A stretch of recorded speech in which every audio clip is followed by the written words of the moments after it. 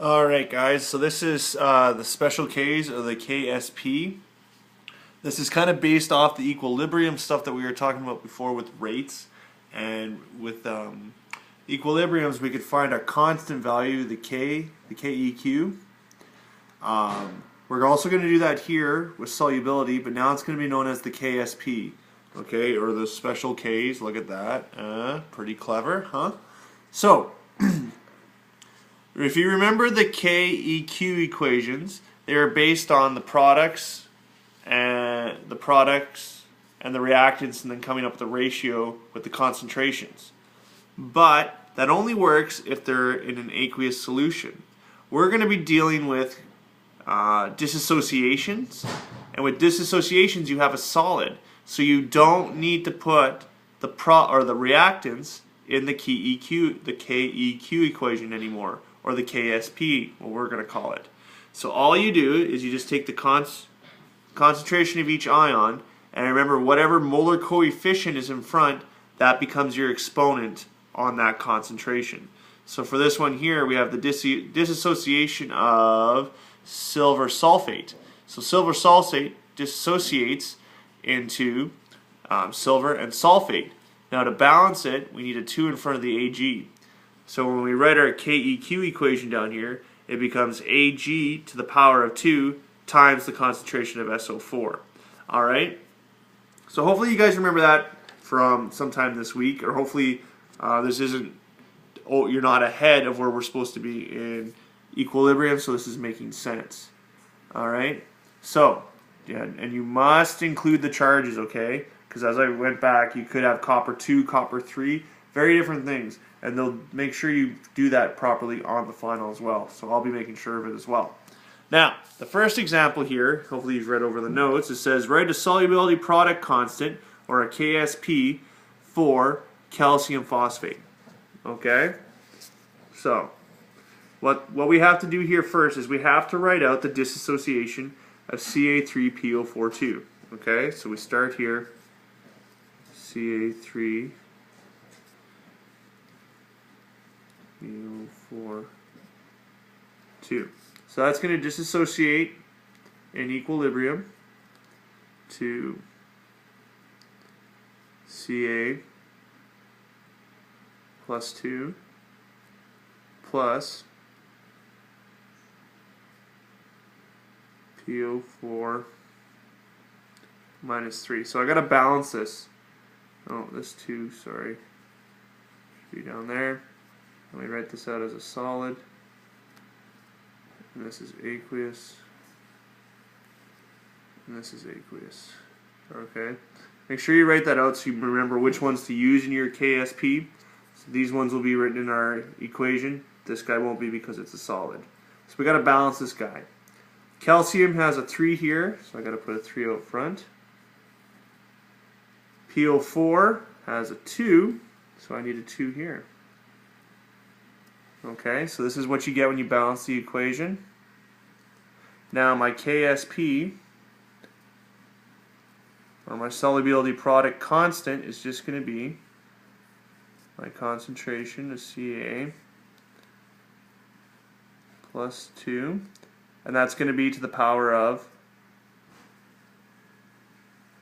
3 times PO4, and that's going to be to the power of 2. Okay, so that's the first example. The first example just wanted you to set this up. Now if I had known concentrations, I would plug them in. I would cube the concentration of the calcium, square the concentration of the PO4, and then multiply them together. And that'll give me my KSP product, okay? So the next one, though, is going to be dealing with that. This next one here is dealing with lead iodine, okay? So the concentration of lead iodine in a saturated solution is Pb of PbI2 at 25 degrees Celsius is 1.3 times 10 to the negative 3 moles, okay? What is the solubility product constant? So first thing you always do, set up your dissociation equation. So it's going to look like this. I don't know if you guys can see it or not. PbI2 is going to disassociate into lead. And remember to put your states in there so you don't get confused. And then the -1, you don't have to put the 1 in there if you don't want to. But we need a 2 here. Okay? To balance it out. So, there's my equation now. So that means my KSP, I'm just going to write that over here so I have enough room, is going to look like this. PB plus 2 squared. Alright, remember I square it because there's a 2 in front of the I. Now, if we look here, I've been given my concentration of PB. Right, my PB concentration.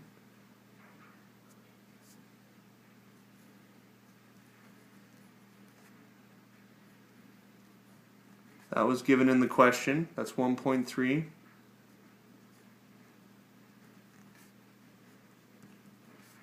times 10 to the negative 3 molarity. Okay? Now, so I have one part of this. I need to get the concentration of the iodine though.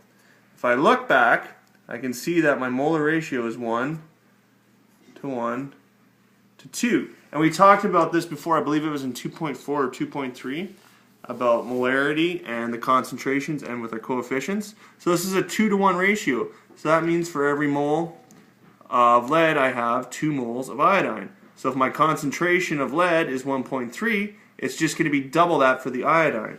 So my iodine concentration is just going to be 1.3 times 10 to the negative 3 times 2, which is just going to make it 2.6 times 10 to the negative 3 molarity. Okay, so there's my two concentrations.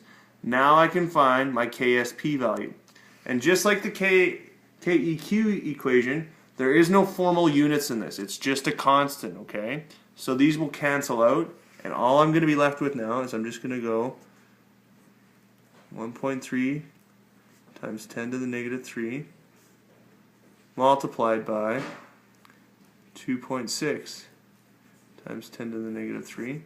So my KSP is then going to be, if I do my math right, 8.79 times 10 to the negative 9. And remember, there won't be any units. Oh, before I forgot to square that. That's where I went wrong. So you square this number, then multiply to this, and you should get 8.79 times 10 to the negative 9 with no units. Okay, so let's try the next one now. In this question, we're given the KSP for magnesium cobalt, or magnesium CO3, okay? And now what we want to find is we want to find the concentrations for these ions, the magnesium and the CO3, okay, the carbonate, magnesium carbonate here. So let's start by writing out the equation. I'm going to start over here just so I have enough room. So it's going to look like this. MgCO3. It's going to break down into Mg plus 2 plus CO3, 2 to the minus. And don't forget your states. No. Make sure you put the right states in. Aqueous, and salt. Okay? So now my KSP equals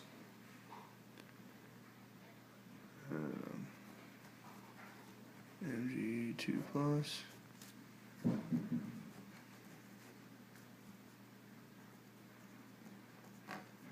now this 2 to the minus, or this 2 to the 10 to the negative 8, that's my KSP. So I know this value here. I want to solve for these guys on here. So I need to think of a way to solve for two unknowns when I have the KSP known given to me, okay? Well, just like in the last question, how I looked at the molar ratios, 2 to 1 to 1, I look at the ratios here. I see that the ratios are all 1 to 1 to 1. So that means the concentrations here, the moles for everything's going to be the same. So if I have 1 mole of magnesium, I have 1 mole of carbonate. So I don't know my moles, so I say for my magnesium here, I don't know what the moles are, so I'm going to say that they're X. Okay, so I'm looking for X for magnesium. But see how my ratios are the same 1 to 1? So if this is X, this is also going to be X because of the same. The ratios are the same. Alright? So there, I'm looking for 2 X's. So this equation actually looks like this. Okay. KSP equals X. Sorry about that. KSP actually equals X times X. Or it equals X squared. So I have X squared, and KSP was given to me up here. It's 2.0 times 10 to the negative 8. So now all I'm doing now is I'm just solving for X. X squared equals 2.0 times 10 to the negative 8. So I take the square roots of both these guys. And if I do that, that's going to leave me with 1.4 times 10 to the negative 4. So that equals my X, which just also happens to equal my concentration for magnesium and my concentration for CO3. Okay? So yes, these questions do get a little bit harder, and you're actually using a little bit of algebra and stoichiometry with your ratios. So make sure you guys are up to speed on all of that. Let's do another one now. This one we're going to be looking at silver chromate. Okay? And once again, for this one, just like in the last one here, we were given, so for this example up here, we were given a KSP value for magnesium carbonate. Same thing here, we're given a KSP value for silver chromate, and we have to solve for the concentrations of silver and chromate. So once again, we're going to be using X variables, okay? So let's set up our formula.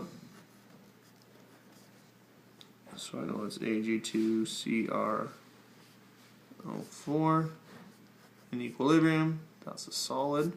It's going to produce silver plus 1, which is an aqueous. Oh, sorry guys, keep the camera on. And chromate Cr04 minus 2. That's also aqueous. I just got to make sure this is balanced. You see here I have 2 silver, so I need 2 here. Okay, so now I've balanced this. So once again, I got to work with this. I look at my ratios. I have 1 to 1 to 2. So up here I had 1 to 1, so it was X and X. This time though, if I make the 1 here X, silver has a 2 in front of it, so that actually becomes 2X. Okay, so chromium will be X, silver will be 2X. It just works out like that way because of the 2 to 1 ratio. For every 1 of chromium, I have 2 silvers. Alright, that's what these coefficients are for. That's why they're so important. So if I set up my KSP now, KSP equals the concentration of silver. Remember with the 2 there, I square this, times the concentration of CrCO4. Alright, so now I plug in the values that I have. It's not, so my formula now, I'm solving for 2 unknowns. My concentration of silver I've said is 2x. So I make that 2x squared to keep with the formula, times the concentration of CrO4, which is x. And I know the KSP for silver chromate. It was given to me. It is 1.1 times 10 to the negative 12.